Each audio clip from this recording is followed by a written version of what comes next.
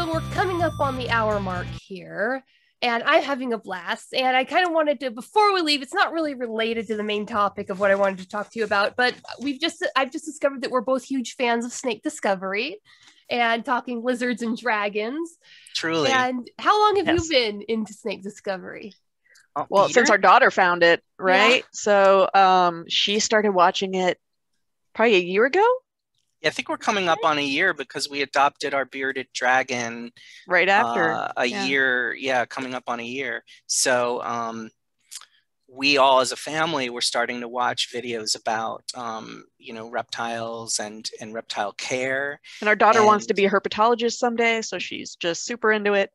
And there's so much available on YouTube, but when we found Snake Discovery, it was clear that this was something that all of us like to watch, which was such a relief, because they take such good care of their animals, and they're so much fun, and they're so sweet, and they just seem like nice, fun people. And I love when they open the fan mail and give presents to their lizards and snakes. Highly responsible, and because YouTube can be a slippery slope sometimes, particularly when people have a lot of draw and want to keep that draw and become sort of personas. It's like, well, but they always seem very much who they are and themselves, and very grounded about their mission and their message and what they want to impart to people. And for our daughter, I don't think she had seen a female, well, except for Exotic, I don't think she'd seen many other female snake handlers, people who appreciated the reptiles and the snakes, which is her main thing. There are a lot of females who would do cats or other animals, but for our daughter, definitely the representation mattered of like, oh, girls do like snakes. Yes. Well, speaking from within that industry, there are a lot of us, but we tend to be outside in the woods and not making YouTube videos. True. Yeah, right. Fair. Right. Yeah, it's true. And so that where YouTube is, for good or ill, and in this case, very good, a window to the world for young people, especially in the year we just had too, in lockdown, where we're not going to visit alligator farms and we're not going on field trips with school and things like that. It really just brought so much into her home. In fact, when she couldn't sleep at night, if she can't sleep at night or something, we'll just put Snake Discovery on. And that's she'll just so watch till we fall interesting. asleep. Yeah, she'll watch it while she's falling asleep because it calms her. This last year, I'm prone to anxiety myself, and me as well. Yep. Funny story. I have this Our big whole cat family named is Fluffy. He's a barn cat, but he comes in to cuddle now and then. He's very, very friendly and personable, and I was deliberately limiting my news intake because I knew it made me anxious. But there was this one channel. It was a very dry scientific news analysis, but it was still making me anxious. And so I'm holding Fluffy in my lap to calm myself down, and I'm listening, and my phone's sitting right near him, and he very frequently will mark it with his scent gland in his jaw, but he always does the side. He never touches the screen. But he very deliberately reached up and booped the screen with his nose and changed it from the news channel to a snake discovery video where she was feeding big rodents to all of her bigger snakes. Oh my gosh, amazing. And I'm looking at him, and the thing about cats is how do you colony animals. They are intelligent enough, and they are genetically primed to take care of their colony mates, both emotionally as well as physically. So that's beautiful. It is just on the edge of animal psychology that he understood that bad noise was is bad for you. I love it. He switched it to the good noise, and I love it. And so it was, and I'm like, huh. And I just felt my anxiety tank, partially from the perplexity of wondering, did he intentionally do that? But it was just, she's so soothing, and it's so uplifting, and it was almost like anti-anxiety medication for me. Oh yeah, our whole family deals with anxiety, and absolutely. And with our Beardy too, we've noticed that just if you put him on your chest, just the weight and knowing he's there just calms you down. It's I don't know. There's some connection there where you just feel better, and you know that you're in this together. You and the Beardy, you're in this together, and it's gonna be okay. Hold him, and it's become a really wonderful relationship. And then again, and so inspiring because you realize, gosh, these things that look sharp, that like horns, are just soft cartilage, and it's so sweet. His belly is so soft. That inspires us as we look at characters like dragons too, to say, you know, who's to say that the horns on a dragon's head are sharp ivory tusks? Like, what if they're just pure cartilage, and, you know, they're there for, you know, as a design, and, you know, just to ask questions like, is just because we perceive something a certain way doesn't make it so. And what, as a theme, the idea that to not judge on appearances or come with preconceived notions is like, ties into that a little bit.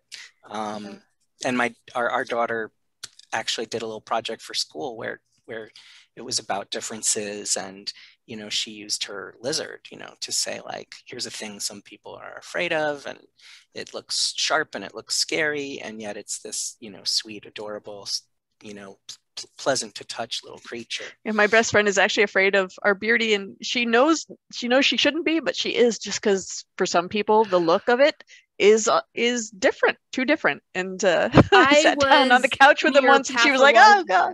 I was near pathologically afraid of snakes when I was little. And I mean, just I would scream and run from a snake's skin. It was that bad. And so my loving sisters decided that was a personality flaw they could not allow to continue. So they actively participated in exposure therapy, and by that I mean they would catch snakes and chase me around the yard until I collapsed from exhaustion, and it worked. Eventually I lost my fear of snakes, and I realized that some other kids were afraid of snakes, and shouldn't I share the blessing around a little bit? I did not bring myself to torment snakes like that though, but that was a healthier introduction. We can relate to sensory sensitivity as well. And I think, you know, we have those in our family on the spectrum, and those that we work with, but even those who don't, the more you learn about the spectrum and the more you see how actually so universal it is. It's just people have a knob set to different. Everybody has that part of their brain. It's there to recognize patterns and help you adapt to them, and it becomes overdeveloped. And so exactly, the spectrum is a spectrum, and absolutely. You know, there was an evolutionary need to recognize patterns quickly. We evolved to do that. Some of us evolved a little too much, you know, but that's okay. Yeah. On developing a project that had members of the audience on the spectrum in mind, it quickly became apparent to everyone that like going out of your way to be conscious of that took nothing away from the general response of the public. Like, these things that would be relatable to someone on the spectrum are absolutely relatable universally. It's just that you know, those who are more sensitive may, you know, see something that may notice something that other people wouldn't, but we all feel these things, you know. And there's a certain overlap of having really acute senses while being on the spectrum that allows certain people to hear the electricity in the walls because it's on a 60-hertz cycle. And like, don't get me started on our fridge. Those people are really valued at like horse barns because they'll be able to pick up if something goes wrong and it starts spooking the horses. They're able to pick up on that. Yeah, it's like superpowers. Yeah. And so kind of to tie it all back together, looping at least back to manga. Have you ever seen the manga With the Light? No, I'm going to write that down too. It's not, you know how in Japan, manga, it's not a genre. It's not even one specific art form. It's just one of the ways they present stories. Mm-hmm. And in the early aughts, Japan was extremely behind most of the rest of the world in their cultural recognition and identification of the spectrum in the population. And it got to the point where people started to get concerned about it. And so they did, of course, what the Japanese usually do, and they made a manga about it. And they took all of these personal life stories and they sort of combined it into the story of this one family. And of course, the title is a reference to many people on the spectrum have a light sensitivity, and they either love patterns of light or they react negatively to them. And I've discovered that most libraries in the US, even if they have no other manga, will have a copy of that manga. Because it's almost it's that borderline between medical textbook and entertainment, because it's a really well written manga. They got good authors. That's one of my favorite kinds of medium, and it's very scientifically accurate, and they did it almost without being preachy. I It's not quite Fine Glitch Check's line. levels of subtlety, but they were working within pretty restricted ranges there. But I personally really, really enjoyed it. And just as a manga, I really enjoyed it. But I'll definitely check that out. yeah. Has that ever been adapted? That would be interesting. I don't know. It was early aughts, so it's had enough time.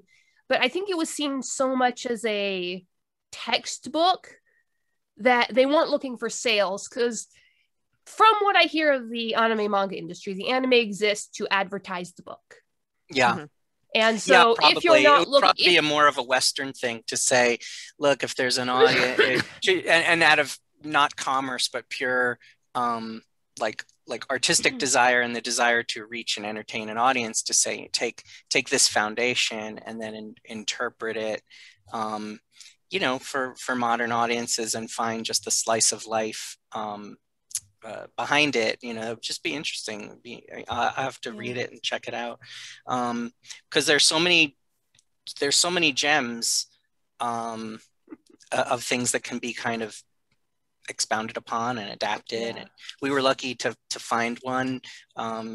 We've had a lot of original ideas over the years and had the pleasure to be on original projects, but had never done an adaptation before, especially if something we're just so passionate about.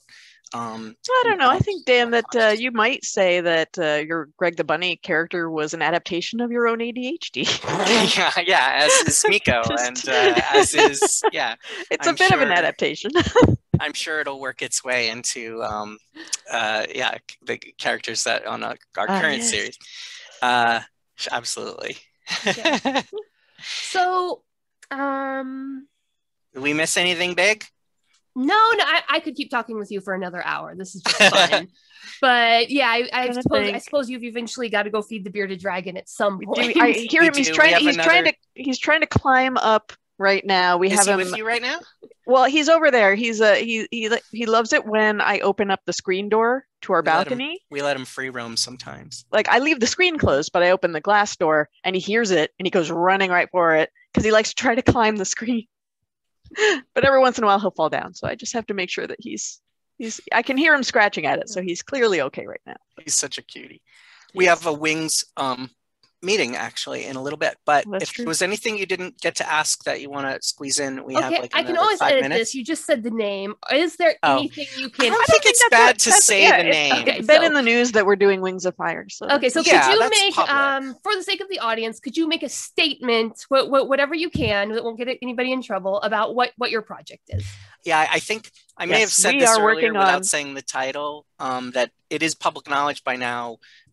What we're referencing and the project we're adapting is Wings of Fire by the fabulous Tui T. Sutherland. Oh, hail Tui T. Sutherland. We love so much. Working on a 10 episode, 40 minutes an episode, what do they call it? Limited series, based on the first 5 books of Wings of Fire. And our producers are Warner Brothers Animation and Ava DuVernay. Yes, and we're working with as EPs with Ava and with Justin Ridge. EP means executive producer, if that's not a familiar. That's right. Thank you. Justin Ridge comes from Star Wars Resistance. Resistance, Rebels, Legend worked of on Avatar too, right? Yeah. And way back then, just a wonderful person, and we are building a, So you said you've settled on the animation type you're going for. So not fully, completely. We don't have the look nailed down, but we're definitely going to be doing a CG rendered series. Yeah, as opposed to a hand-drawn series. That's the only thing that may not have been stated in the press yet, is exactly what kind of series it is, like format-wise. Okay. I don't think that's a big surprise. Very last, here's a question that I can edit out if it's going too far. In the book, the stories are told from multiple different perspectives. Will you be carrying that over into the series? It's too early to say, really, how we're going to be dealing with that. We intend a very faithful adaptation and interpretation of the books, but there are things that just very much need to be altered as you go from like kind of the first person perspective of reading a book to the third person perspective of like a viewer watching the visual medium. And, you know, and certainly the ensemble is a huge part of Wings in all the books, even though they filter through a particular, you know, sort of main point of view per book, right? The ensemble always has impact. So we'll just be conscious of a balance there for sure. But, you know, we don't anticipate any major departures. It'll just be... No, we want to stay very, very truthful to the story and the characters and the intent of what Tui's put together, because it's beautiful. It's a beautiful world. Okay. Anything we'll be doing will be to what we feel would best bring that to the audience, and very much with, you know, Tui's, you know, awareness and understanding. So, had a question pop up into my mind, and this may be too big a question to stack onto the end of an interview. And when you're going, it's something I've always wondered. You're going from a book to the screen, to a screen, and you're going from a book that it sounds like it's a fairly deep series. Very. I assume there's a lot of personal thought going on with these characters. How on earth are you going to translate the characters' internal thoughts and motivations that are in the book to the screen? How does that work? This is a great question, and this is actually one of the things I think we've discussed the most internally, and we can't really answer it yet because we haven't finalized it. Is there an answer? There are many ways it can be done. You know, one of the big challenges in these books is to externalize what is internal. You take what they're thinking, what they're feeling, and you put it out visually so that the audience can see it instead of having to be in the head of the character to feel it. And we're figuring out what those ways are, and we're talking it a great deal, but like, look, at the end of the day, that's what cinema is. Yeah. Cinema is choosing what to show an audience, not just, you know, in the behavior of a character, but in the context of that character's surroundings, the things they say, the things they don't say. When you direct and choose what images to show, you can very much show what a character is thinking, or juxtapose what you're showing with what they're saying to bring out subtext. I mean, that's the art form of cinema. And so there are many tools at our disposal to bring those internal aspects out. And there are not just like typical ways of doing that. There are also, you know, this being animation as well, there are all kinds of like fantastic and interesting ways of getting into somebody's head. And so you can be sure we will be, you know, looking to do all those things. What's important is to look at a section of Tui's writing and say, what do I feel? Why do I feel it? You know, what's important, and make sure that that translates.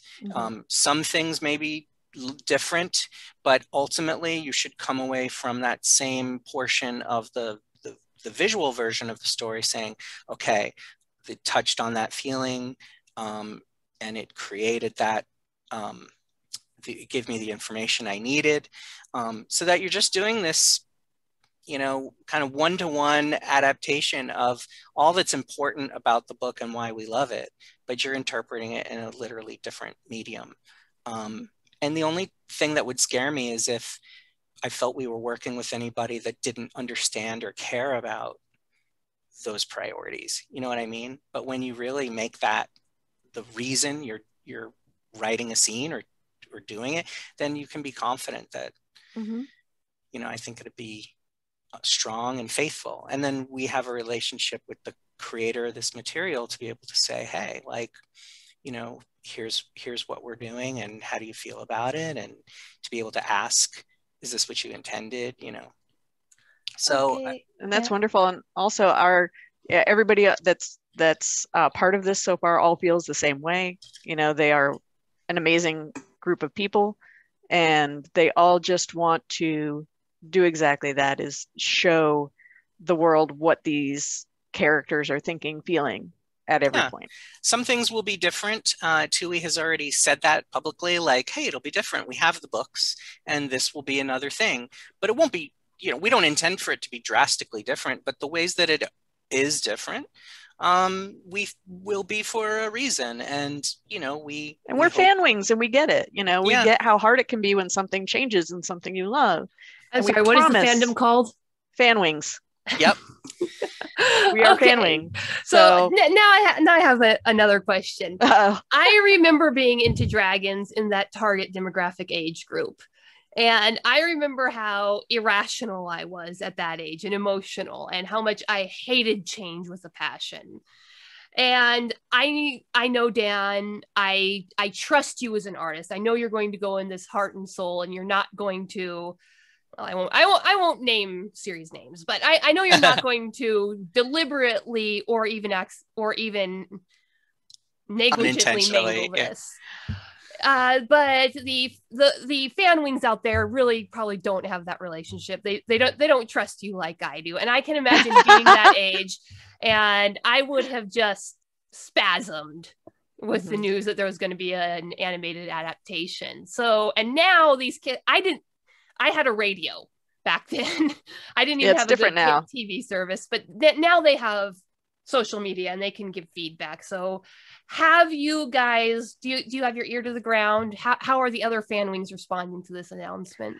I have been lurking in some of Tui's Q&As for the new book in different forums, and overall the biggest question is, when do we see it? So I think fan wings are immensely creative, a group who, to my knowledge, seem to have no problem doing their own creative interpretations. Oh my gosh, the Roblox adaptations alone fantastic. And amazing animations and stories, and like, people are so vested in the universe and they're interpreting it themselves. Look, I think you can tell when something's done with love, and it's also important to know that, one thing doesn't erase another. The Harry Potter movies do not erase the Harry Potter books from existence. You can have a relationship with both of them. And, we would assume the same of Wings of Fire, And the Star Wars extended universe still exists. I don't care who says it doesn't. I hear it might actually be coming. It's even coming back in some form. Oh, no. Spoilers. Anyway, I used to think I was really attached to the extended universe, but then I realized, no, I was only really attached to Thrawn. So, I'm a big Jason and Jaina fan. Jason and Jaina for me. Yeah, it's hard because I don't know that we'll ever get them back. But and Mara Jade. Oh, geez. But I think Mara Jade will probably come back someday. Those are my three. Thrawn is definitely back. Thrawn is definitely coming back. Yeah. I actually had a chance to talk with Timothy Zahn in person up in Seattle a few years back. Oh, how was that? It was awesome. It wasn't too busy, so I was able to hang out by his table and get an impromptu interview. He's great. That's so cool. He's just, as a writer, though, I really felt like I was talking to somebody in another league, and it kind of all cherry on top when I asked him how he dealt with the spell check not liking science fiction terms, and he goes, I don't use the spell check. I'm like, I don't either. Wow. I don't either. That's amazing. Please accept my homage, sir. Wow. That's a great tip. Everybody, if you're going to write sci-fi, turn off your spell check. Yes. No, I don't. Having read so many specs that have misspellings, I'm like, if your Timothy's on, you can turn it off. Everyone else, turn it on. Specs. That was it. Yes, that was the question. The big question I came in. What is the difference between a pilot and a spec, and why in your tweet did you imply that a spec was better than a pilot, or in certain situations it might be more beneficial than a pilot? It's a great question. Okay. So the term is used loosely because a spec really just means you wrote something on the speculation that would have purpose. Really, so it's from speculation, not specification. Yes, and you haven't been paid to do it, and so a speculative script. I think traditionally, though, the speculation, the assumption is that it would be for an existing series, so that I would write an episode of The Simpsons. And send it to someone as a sample of my work potentially, right? Then there are those that would write a speculative draft that is purely original. And in that case, it's not based on an existing series. It's something made up from my imagination that is kind of putting out into the world the kind of show I would like to make or see or be a part of. So when showrunners are... They would call that a pilot. Yeah, spec pilot, right. So when we are looking to work with young writers or veteran writers, you read their samples and you can get, one or the other. Sometimes it's great, I think, to get both. And I used to not put much stock in reading somebody's spec of an existing show because I wanted to know who they were and what do they want to make and what kind of stuff do they want to put in the world. And you'd read these interesting things and meet these wonderful people, right? But then the problem can be that you hire that person and you have a room full of these people who all think a little differently. And you do want that. Everyone should bring a different truth or experience to the table. However, when you're all writing one show, you want people who do have an ear for the dialogue. For example, to use glitch text, Ashley Birch was not only good at sort of taking the characters we had written for that show initially and kind of running with them, she also helped kind of define them. And then others in our group, myself included, would sort of hear what Ashley was doing and how it was being interpreted in our records and stuff. And then we would write to that tone. And so we're all kind of writing the character with a similar voice. We're all, keeping that in mind. But somebody who's truly the original writer doesn't mean they may not have an ear for dialogue. And so they're coming in and writing Me-K.O saying stuff like, hey, you guys, I'm going to beat the snot out of anybody who tells me they don't like Castlevania, you hear? And you're like, what are you doing? But you loved his gangster spec that was set in the 1930s. Yeah, you loved his 1930s, right? So it's a thing. You do want to also know that there's a writer who can say, hey, look, I've been watching The Simpsons. I think I know how Homer Simpson talks. I think I know how Marge and Lisa talk and what's distinctive about those characters. And so it's to show that, I can mimic, which will be very useful in a room, because when I ask you to write an episode of Glitch Text and you write it, I want you to think of these characters and write in their voice and with their, and turn the story in ways that are based on their personalities. So both have value, especially if you want a cohesive room to create scripts that all feel like they came out being written by one writer. If you don't have that, then as the showrunner, guess what? You're going to rewrite every script. And I believe Larry David rewrote, so many of the Seinfeld scripts. It doesn't mean he completely rewrote them, but he polished them. He made sure George sounded like George and Jerry sounded like Jerry, because only that guy has his brain in his head. But hopefully, people who came close enough gave him not too much heavy work to do. Whereas the one genius writer who may be really funny and really clever, but just needs to have every line polished, that adds up and makes a lot of work for the showrunner. That makes so much sense. I was writing, I guess you'd call it a spec, fan fiction. I was writing a story based in this one universe, and one of the characters I was writing, the dialogue didn't feel right. So I went back and I picked a couple sections of dialogue from the show and I just played it over and over again. And my dad came in and goes, what are you doing? Because I'm clearly neither writing nor watching a show. So I had to explain to him, I'm trying to get the voice. Yes. You're learning. That's the equivalent of an artist saying, oh, I love the look of this character. I'm trying to sketch, a character from my favorite anime, because if I can represent that, I can draw in that style now. And so the same can be true for writing and writing in voices and matching tone, same as practicing at home a guitar riff to sound like somebody, a riff you've heard in a song. It's a way of learning, and it's also a way of, leveling up your skill and showing people you can do what they do. I was going to say expanding your craft, but leveling up works too. Yeah. So it's a very important trait to have, I think, equally, you know. Thanks, because I saw the tweet and I'm like, this seems like it's something important and relevant, but I couldn't follow it quite from the...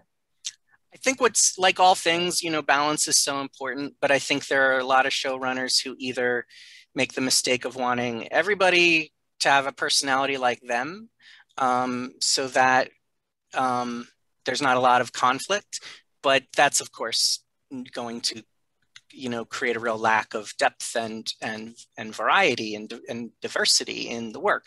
At the same time, if everybody is working on a different wavelength, then it's hard to harmonize. You know, it's hard for the band to make, you know, harmonious music together. And so, because it's always really a team effort. It really is a team effort. So a balance in all things is healthy. And I did make the mistake that the person whose tweet I forwarded made of thinking like, I just want all these beautiful, unique snowflakes. And it did. You know, at one point when I was revising quite a bit, I realized like, oh man, you know, not everybody is just nailing these voices. In my case, it wasn't a huge problem. And everybody was pretty close to the mark. Some were just closer than others. And I even wasn't able to say entirely what the show was. It was the first season of an original series. But, you know, if we ever did more glitch text, now so many people could look at those first, you know, 20 episodes and say, oh, I could write that, you know. And to those of you listening who write fanfic, don't let anybody shame you into thinking it's not 100% worthy. It is the new speculative fiction. It is extremely important. You are honing your craft. There can be good. Started. Yeah, there's nothing wrong with it. And I mean, some fanfic goes on to become quite popular and gets sold as under a different brand, and then next thing you know, that's popular. So there's nothing. I don't know. I think it still gets a bad rap, but it shouldn't. Don't let anyone give you any. Well, it's the same thing as with science fiction. Before science fiction earned its stripes, right? It had the exact same reputation. And I can't remember the name of the rule, but 90% of everything is trash. But the 10% that's left over is worth dying for. And because there's so much by mass fan fiction, that rule is just a little more obvious than with the more polished. It's not gate kept either, so the percentage might be a little higher, but I deliberately left all of my original stories. When I first started writing fan fiction, it was because I had completely lost the ability to do creative writing after 2 years of not doing any. And I look back at my first postings and I just cringe because oh my goodness, the grammar is all over the place. I literally could not string 2 paragraphs together. I can't look at my own stuff. For you going back, well, yeah, absolutely. But I can also see the improvement as I kept posting and kept getting feedback and polishing and working. Your first efforts there, well, the first airplane is the worst airplane. That's what they say in engineering. That's right, exactly. The Wright brothers made the worst airplane they ever flew. Nobody else can replicate it, which is kind of interesting. That's a great example. And I think if you're compelled to do anything, particularly if you have a compulsion to do anything, writing, drawing, drafting, creating on any level, you need to just feed it, and keep doing it. And, you know, you shouldn't reject criticism, but you should reject any criticism that does not help you learn. Our 9-year-old likes to tell us that there's no such thing as perfect. And I really can't stress that enough. A lot of artists want everything to be perfect. There is no perfect. You're always learning. Yeah. You know, you're always figuring out something new. You're always getting more detailed and better at what you love to do. So just practice with what you love. Sifu says, the largest room in the world is the room for improvement. So. Oh, yes. Yeah, absolutely. And if you have the attitude that you never stop learning as well, that's a very humbling thing. And it keeps, people ask why, like, I interact with fans so much, or why I don't seem to have a distaste for fans. And it's like, I'm a fan. We're fans. We are. I don't think there's anything negative about, being fanatical, except we all know there are certain lines and boundaries that should be observed. And if you don't know, you're part of the problem. But that's not a reason to marginalize an entire group of passionate people who love the same things I love. And I don't see a difference between us and them. I think you can be a professional to a degree, just you and your tools. And people ask how you become a writer and how do you become a producer. You don't. You are or you aren't. You write. To be a writer, you write. To be a producer, you make stuff somehow with whatever you've got. And the only thing is, as you continue to do that, hopefully that contagion, spreads to other people who enjoy what you enjoy, and you eventually get opportunities. And then maybe you can call yourself a professional in the sense that like a company is paying you to do whatever. But to say that that really creates a difference between people or a betterness or anything like that, don't look to that for validation. I probably had over 200,000 words of fan fiction written before I ever started monetizing my writing. So yeah, and look, I work with artists who didn't start with their, final work. They did, like so many artists who do commissions and things, they just drew and drew and drew, and a lot of it was just random stuff. Most of it was, and some of it was even copies of other styles, and you just find who you are as you go and you do that. And I love to tell people, like, I work in animation because I love it, but I can't draw. My background's in math and science. I started with, writing rendering software and things like that, and then got into other stuff. The more I got good at those things, I started to go, well, what's over here? How can I learn this part? And how can I learn that part? Just you learn by doing, and the more you do, the more you learn, and that's how you get better at everything. Yeah. Yeah. On just kind of a really tangential side note, the Ingenuity, the helicopter on Mars right now, it's got a piece of the Wright brothers airplane in it. I did not know that. That is so cool. I didn't know that either. That's awesome. They said that was really kind of their inspiration, and that is awesome. The lady who was in charge, she said she feels almost impertinent. That's not the word she used, but that was the implication, associating herself with the Wright brothers. But their first time they're flying actually flying and not just falling an aircraft onto Mars, and they just wanted that, so they put a little tiny sliver of the. Oh, that's so cool. I mean, how they extracted it from the grasping hands of the preservationists at the Smithsonian, I don't know. I mean, quick hands and a scissor. I'm like guessing that children's maybe they book, sent in a drone at night. Rosie Revere, the engineer, such a great children's book about a little girl who builds a plane that crashes, but her grandma reminds her that for that second it flew, and it's just such a great your failures are the path to your achievement story, and the journey is the destination, and all that kind of stuff. It's really sweet. When I was growing up, the metaphor was Ben Franklin's ash heap. That's fantastic. Yeah, totally. Yep. Okay, well, it's been an hour and a half. Betty. Again, I could keep talking to you guys forever. Yeah, unfortunately, we do have other stuff to get to. Okay, thank you for sharing with me what you did. The book from author Betty Adams, Humans Are Weird, I Have the Data, is a humorous look at human behavior through the eyes of aliens. This book is arranged in separate reports or essays, documenting the experiences with humanity through the lens of the aliens who have to interact with them. This anthology of short stories and vignettes from alien points of view highlights some of humanity's quirks we can all relate to. Author Betty Adams captures how strange and interesting humans can really be. This is a fun collection of stories you will really get a kick out of. Humans Are Weird, I Have the Data, from author Betty Adams. Order your copy right now on Amazon.